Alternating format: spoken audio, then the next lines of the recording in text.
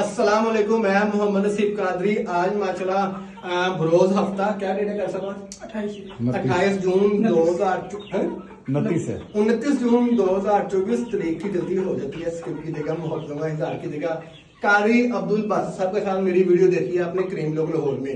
इन्होंने 10 चूजे लिए थे मुझसे 15 दिन के जी। आज अल्हम्दुलिल्लाह इनसे ये हमने 3 दिन के एक्सपायर हो गए। साथ इन्होंने माशाल्लाह अपने जैसे सेहतमंद हेल्थी एक्टिव माशाल्लाह ये बर्ड्स की क्वालिटी है।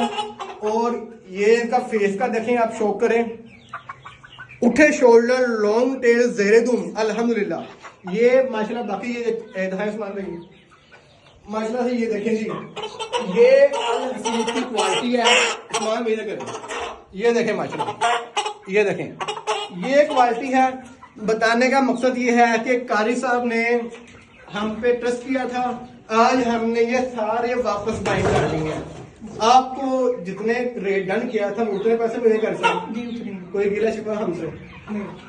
आप लोगों को रिकमेंड करते हैं, मैसेज देना चाहेंगे जी? लाजमी जी, भाईजान बहुत अच्छे हैं माशाल्लाह। जो कमिटमेंट किया अल्हम्दुलिल्लाह भाई उस पर पूरा उतरे हैं, ठीक है जी। तो आगे भी भाई से चलने का इरादा है, बेफिक्र होकर भाई के साथ चलो। दुआ में याद रखें। जज़ाकल्लाह।